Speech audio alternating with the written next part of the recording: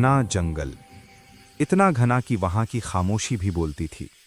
पेड़ों की ऊंचाई आसमान से बातें करती थी और जमीन पर पत्तों की मोटी चादर बिछी रहती थी।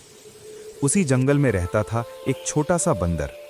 सब उसे शरारती कहते थे, क्योंकि वो हमेशा हंसता कूदता और किसी की बात को गंभीरता से नहीं लेता था। लेकिन उसके दिल में एक खालीपन था, जिसे वो खुद भी नहीं समझ पाता था। एक दिन जंगल में भयानक तूफान आया। हवा ने पेड़ों को झुका दिया, बारिश ने हर आवाज को डुबो दिया। जब तूफान थमा, जंगल में अजीब सी उदासी फैल गई। हर तरफ टूटी टहनियां और गिरे हुए पत्ते थे। बंदर धीरे धीरे चल रहा था कि तभी उसे कहीं से दर्द भरी आवाज सुनाई दी। कांव कांव। वो आवाज किसी पक्षी की थी। आवाज का पीछा करते करते वो झाड़ियों के पास पहुंचा। वहां उसने जो देखा, उसका दिल कांप गया। एक मोरनी जमीन पर गिरी हुई थी। उसके सुंदर पंख मिट्टी में सने थे। एक पंख टूटा हुआ था और पैर से खून बह रहा था। उसकी आंखों में डर था और अकेलापन।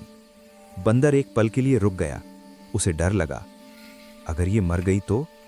लेकिन फिर उसने मोरनी की आंखों में देखा। वहां दर्द के साथ उम्मीद भी थी। उस दिन पहली बार बंदर ने अपने डर को पीछे छोड़ा। वो पास गया, धीरे से पत्तों से उसके जख्म को ढका, नदी से पानी लाकर उसका खून साफ किया।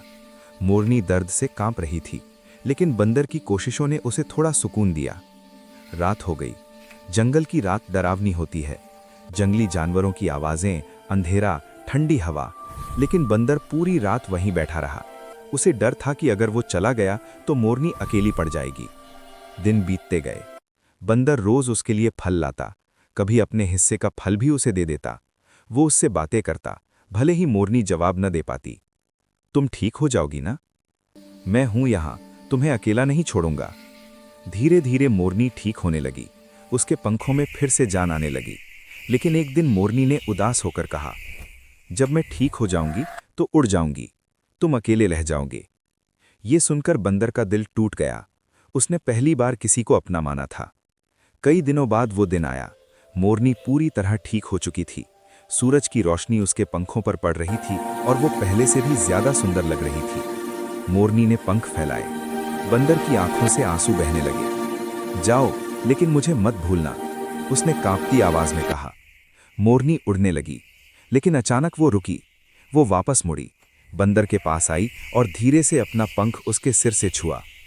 तुमने मुझे जिंदगी दी है, उसने कहा। अब तुम कभी अकेले नहीं हो।